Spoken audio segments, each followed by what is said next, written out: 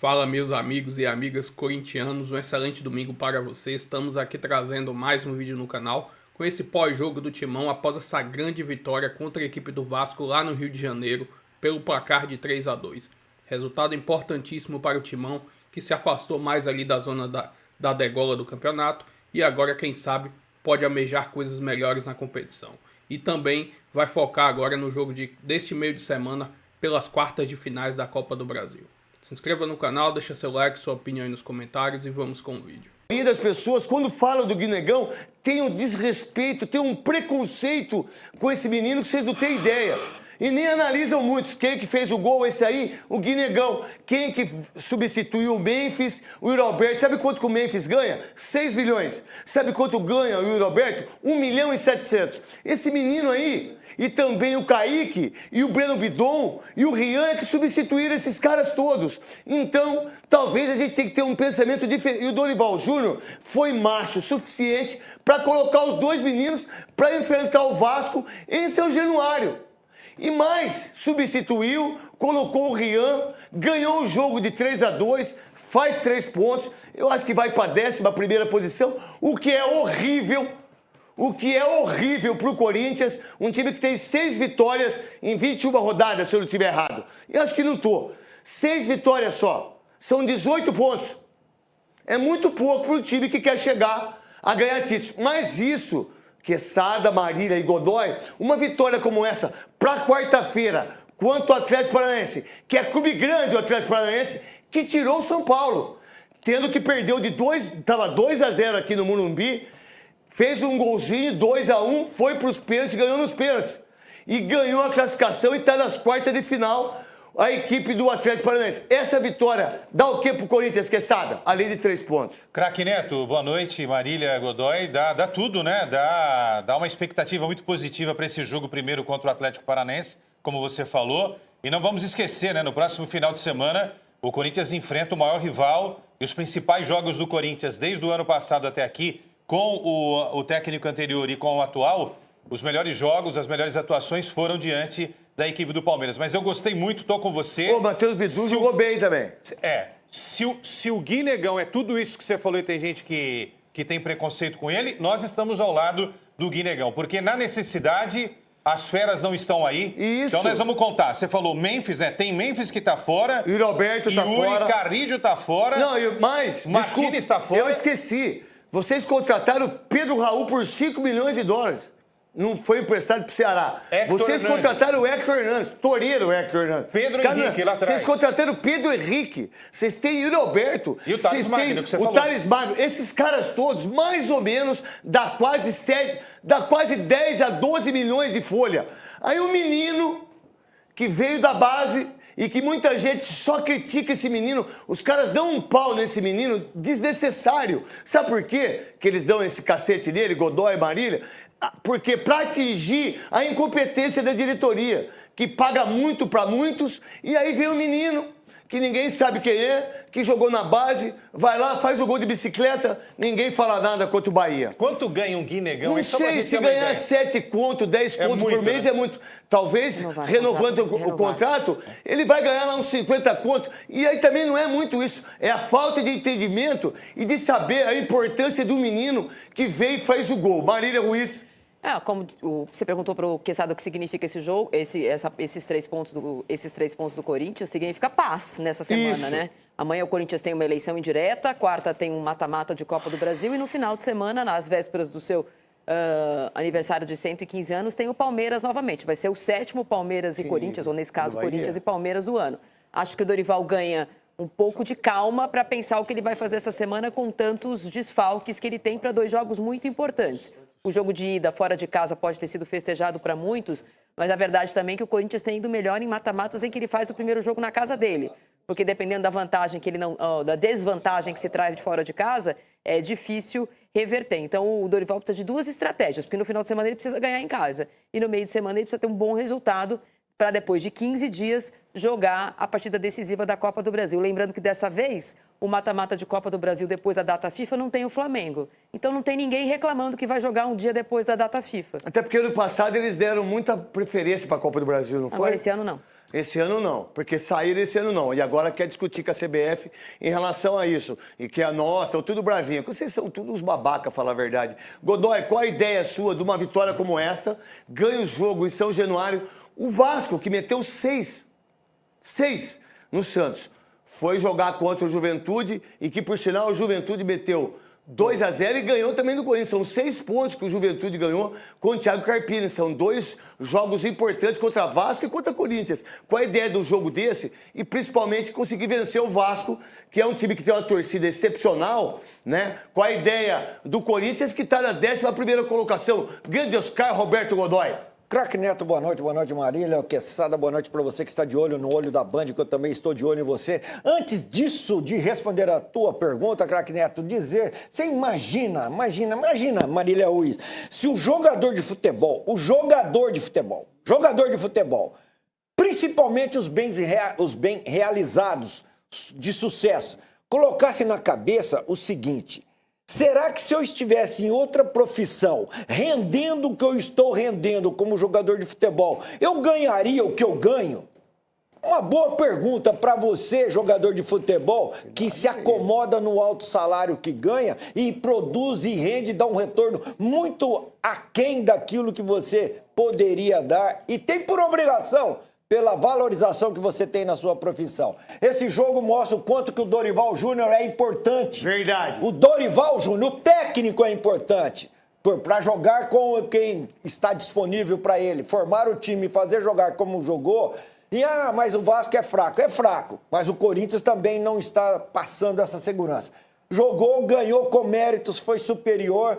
E a garotada tem que aproveitar, porque é no momento em que o craque, que o pseudo-craque se ausenta, que a garotada que está esperando a oportunidade tem que entrar com vontade de mostrar aquilo e aproveitar aquilo que ele tanto esperou. E a garotada do Corinthians está fazendo, recebendo apoio e confiança da comissão técnica. Vamos lá, o Igor, direto aí do São Januário, que por sinal, uma coisa desagradável que... Ô Pedrinho, você não é o presidente aí do Vasco? Como é que você deixou os caras comemorar uma morte do torcedor botando 2009? Que foi a morte do torcedor corintiano. Como é que você deixou a torcida entrar em São Januário, colocar todas as galinhas, que é um todo mundo chama aí, aqueles que não gostam do Corinthians, a galinha preta, não sei o quê, vocês fazem isso aí, todo mundo faz isso. E aí colocar todas elas enforcadas na onde a torcida do Corinthians está, isso não é uma coisa legal. Isso não é mas aí as pessoas não falam isso. Eu falo tanto do Corinthians, tanto do Vasco, comigo não tem esse negócio. E é muito feio o que foi feito aí em São Januário, que é um estádio extremamente importante para a política desse país, para esse país, de tudo aquilo que tem que pensar em termos de educação. Ô Igor, um jogo onde o Verratti é titular porque os caras falam que ele deixa o time mais lento. Aí tem um pênalti, quem que bate é o craque do time? Não. É o cara que entra, que estava na reserva. Quem tinha que bater? O grande Felipe Coutinho, que tem 3 gols no ano. 3 gols no ano. Mas fica muito marcado pelos gols que ele fez contra o Santos. Mas ele tem 3 gols no ano. O Santos, né, perdeu o jogo, depois, agora perdeu, daqui a pouco a gente vai para Salvador também, e o Vasco perde 2 jogos seguidos. Não toca o hino não, Cascão. Esse aí é só nos donos da bola. Aqui a gente não toca o hino, porque aqui a gente tem que passar a bola.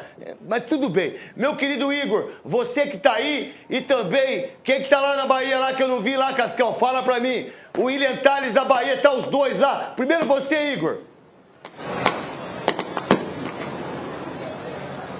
Boa noite para você, craque Neto. Boa noite a todos. Rapidamente sobre a questão da provocação à torcida do Corinthians. A gente viu essas imagens realmente rodando na internet. Quando a gente chegou aqui ao estádio de São Januário, por volta de meio-dia, o policiamento, a PM, também funcionários de São Januário, estavam retirando essas galinhas que foram colocadas, essas pichações que foram feitas também no setor visitante. No momento que a torcida soube controlar no primeiro tempo, o Corinthians muito desfalcado, sem 5 jogadores por lesão, alguns importantes, né, como o Memphis, o Yuri Alberto. Então foi a campo com um time muito jovem, jovem, uma média de idade de 26 anos, e mesmo assim conseguiu controlar o primeiro tempo, teve a posse de bola dividida com o Vasco, algo incomum para equipes que enfrentam times dirigidos pelo Fernando Diniz. Abriu o placar com o Maicon no primeiro tempo, capitão do Corinthians hoje. No segundo tempo, o Vasco conseguiu empatar através de um pênalti, o Ramalho colocou a mão na bola dentro da área, e o Verratti, que entrou na partida no finzinho do primeiro tempo no lugar do Tietê, empatou o jogo, e nesse momento, logo depois disso, o Dorival colocou em campo o Rodrigo Garro, que havia sido poupado, pensando no duelo contra o Atlético Paranaense na próxima quarta-feira, e também o Vitinho. E em uma das primeiras bolas do Garro em campo, ele recebeu livre na altura da meia-lua,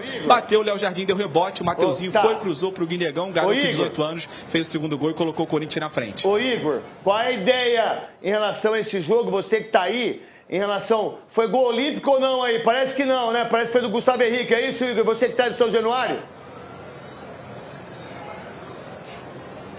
Olha, na hora que saiu o gol, a gente ficou até confuso aqui. Quem fez o gol, pela comemoração, pareceu muito mais que foi o Gustavo Henrique, realmente. Foi ele que comemorou, todo mundo foi abraçá-lo, mas foi aquela confusão na hora do gol. Não deu para ter certeza aqui, olhando a olho nu aqui da cabine, de quem realmente havia sido o gol. Mas parece que foi do Gustavo Henrique, pelo menos foi ele que comemorou, craque Neto. Tá certo. Em relação aí ao Verratti, por que ele é reserva do Vasco?